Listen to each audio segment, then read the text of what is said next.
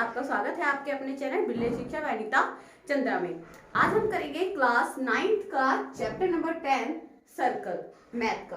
तो जब सबसे पहले जब सर्कल की हम बात करते हैं तो हम सर्कल के बारे में थोड़ी सी इंट्रोडक्शन की बात कर लेते हैं कि सर्कल होता क्या है और सर्कल की कौन कौन सी प्रॉपर्टीज होती है। तो पहले बात करते हैं कि सर्कल क्या होता है। ठीक है, सर्कल मतलब हिंदी में बोलते हैं वृत्त।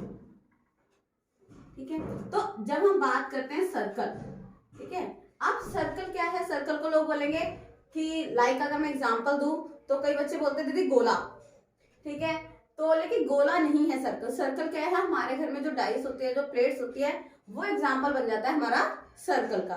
तो सर्कल की हम जब बात करते हैं सबसे पहले एक सेंटर होता है हमारे पास, that is centre point, Hindi में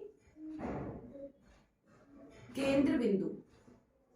ठीक है, जहां से हम सर्कल को मेजर करते हैं। अब जहां से हमने मेजर करा और जहां तक लाइन है ओ ए, तो जो ओ ए है that is radius.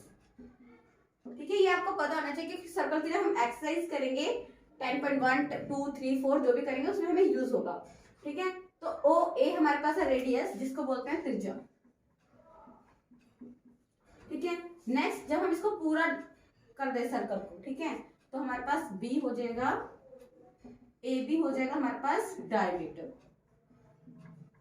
That is व्यास। ठीक है, आप बोलेंगे ये छोटी क्लास क्या है, लेकिन आपको पता होना चाहिए क्या होता है। अब इसमें दोनों में रिलेशन भी देख लेते हैं। जो हमारे पास,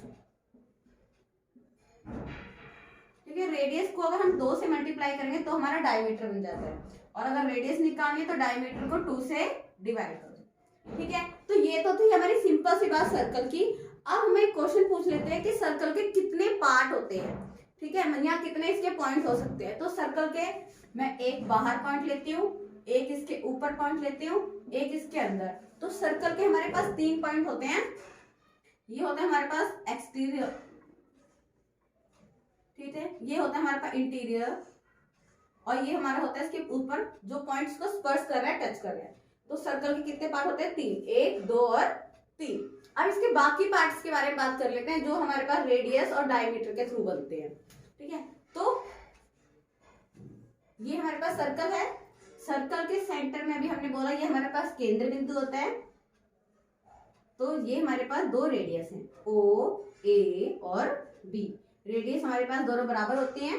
तो सबसे पहले जो ये हिस्सा हमारे पास अलग हो रहा है, ठीक है, इसको मैं कैसे बनाऊंगी, अगर मैं इसको अलग करके बनाऊंगी तो ओ बी ए, ये हमारे पास छोटा हिस्सा अलग हो रहा है, और इसका जो बड़ा पार्ट रह गया वो कुछ ऐसे रह जाएगा। ठीक है, ऐसे करके हमारे पास पार्ट रह गया ये हमारा। तो इसको बोलते हैं हम सेक्टर। ठीक है, वो भी कौन सा? Minor sector. ठीक है, हिंदी में बोलते हैं लघु त्रिज्याखंड। आप देखो हिंदी में तो त्रिज्याखंड से समझ आ रहा है कि त्रिज्या के द्वारा जो खंड अलग हुआ वो है त्रिज्याखंड। ठीक है, लेकिन कौन सा है ये? माइनर। अब ये क्या बचा हमारा? मेजर, मतलब दीर्घ सेक्टर। ठीक है, मतलब दीर्घ त्रिज्याखंड। ठीक है, तो ये आपको पता होना चाहिए कि जो त्रिभुज त्रिज्याओं से जो पार्ट अलग हो रहा है उसको हम क्या बोलते हैं? त्रिज्याखंड। उसके भी 2 पार्ट है, माइनर और मेजर। वहीं अगर बात करें इसको, ये मेरे पास सर्कल है। सर्कल में जो 2 पार्ट में उसको डिवाइड करें, बिल्कुल 2 पार्ट में, वो हमारा क्या करता है? डायमीटर अलग करता है। ठीक है, तो यहाँ से ए और बी हमारे पास डायमीटर है। लेकिन अगर यही पार्ट नीचे आ जाए तब भी 2 पार्ट में डिवाइड करेगा, ऊपर वाला और नीचे वाला। इसको नाम देते हैं सी और डी। तो जो ये लाइन है, इस लाइन को बोलते हैं जीवा। ठीक है, यहाँ बोलते हैं इसको कॉर्ड। अब कई बार आपको क्वेश्चन में पूछ लेते हैं कि सर्कल की सबसे बड़ी जीवा कौन सी होती है, तो सबसे बड़ी जीवा हमारी डायमीटर होती है। ठीक है, कौन सी होती है सबसे बड़ी जीवा? हमारी डायमीटर। अब यहाँ पे भी देखो 2 चीजें हमारे पास। जो ये वाला हिस्सा अलग हुआ है, जीवा से जो हिस्सा अलग हुआ है उसको बोलते हैं सेगमेंट। ठीक है, वृत्तखंड, मतलब वृत्त का टुकड़ा, वृत्तखंड, वो भी लघु। ठीक है, माइनर। और जो हमारे पास जो ऊपर वाला हिस्सा है उसको बोलेंगे मेजर सेगमेंट, मतलब दीर्घ वृत्तखंड। ठीक है, ये हो गया हमारे पास। अब एक चीज और है इसमें, हमारे पास क्या है, देखो यहाँ से जो जीवा है उसके नीचे एक लाइन जा रही है, ठीक है, ये वाली लाइन जिसको मैं टाप कर रही हूँ, ये क्या है हमारे पास, आर्क, वो भी कौन सी, माइनर आर्क, ठीक है, हिंदी में बोलते हैं चाप। और जो ऊपर वाली हमारे पास लाइन रहेगी ऊपर वाली, तो इसको बोलते हैं दीर्घ चाप, ठीक है, हिंदी में, इंग्लिश में मेजर आर्क। तो ये तो थे इसके कुछ पार्ट जो इसको क्या करते हैं, हमारे रेडियस और डायमीटर के थ्रू हमारी जो प्रॉपर्टी बनाते हैं। कुछ और देखते हैं जिससे डायमीटर और रेडियस ही इन्वॉल्व होते हैं। नेक्स्ट हमारे पास कुछ और प्रॉपर्टी हैं जो हम इस चैप्टर में यूज करेंगे। तो सबसे पहले हम देखते हैं कि एक हमने चीज लिखी है, angle in the same segment of a circle are equal. ठीक है, अब इसके कहने का मतलब क्या है हिंदी में, कि जो सेगमेंट होती हैं, ठीक है, जो सेगमेंट है वो क्या करते हैं, सर्कल पर इक्वल कोण बनाते हैं। अब देखते हैं क्या बोल रहे हैं यहाँ पे।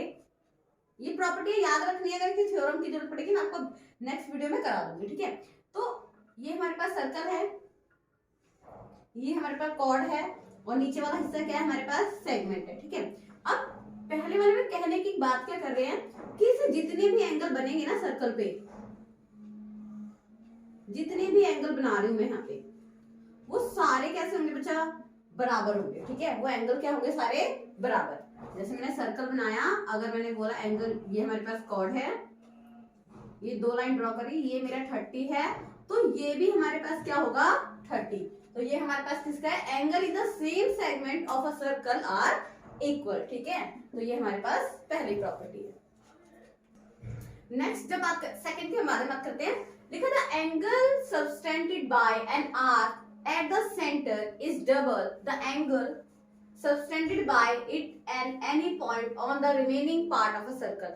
ये आपको लाइन लिखी हुई मिल जाएगी, लेकिन इस लाइन का मतलब क्या है और हमें ये है रीजन में भी लिखना है। ठीक है, तो क्या बोल रहे हैं यहाँ पर, ये हमारे पास सर्कल है, ये हमारे पास कॉर्ड है, आर्क है, आर्क यहाँ से मतलब, ठीक है, और यहाँ पर हमारा सेंटर है। ठीक है, अब सेंटर पे सपोज एंगल हमारे पास कितने हैं, 100 है। ठीक है, अब यहीं से रिमेनिंग पार्ट ऑफ सर्कल, यहाँ एक पार्ट लिखा है रिमेनिंग पार्ट ऑफ सर्कल, तो ये हमारा रिमेनिंग पार्ट ऑफ सर्कल है। इसको नाम दे दूं मैं ए, बी, सी और डी।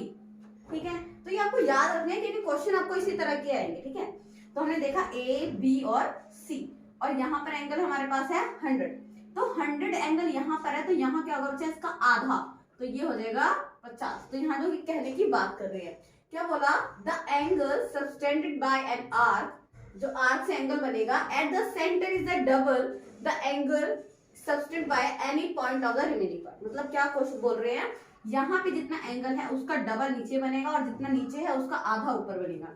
जैसे ये हमारे पास हो गया, ठीक है, हम इस पॉइंट पर आ गए, ये हमें देखा है 60। ठीक है, तो ये कितना हो जाएगा, यस, ये हो जाएगा 120। ठीक है, जो ये कहने की बात कर रहे हैं। नेक्स्ट बात करते हैं, वो मैंने यहाँ लिखा नहीं, यहाँ पर डायमीटर है। ठीक है, जो मतलब डायमीटर होंगे वो क्या करेंगे, सर्कल के रिमेनिंग पार्ट पे 90 के एंगल बनेंगे। ठीक है, सर्कल के रिमेनिंग पार्ट पे कितने का एंगल बनाएंगे, 90 का, और कौन बनाएगा, डायमीटर। ठीक है, नेक्स्ट एक बात कर रहे हैं साइक्लिक कोऑर्डिनेटर, हिंदी में बोलते हैं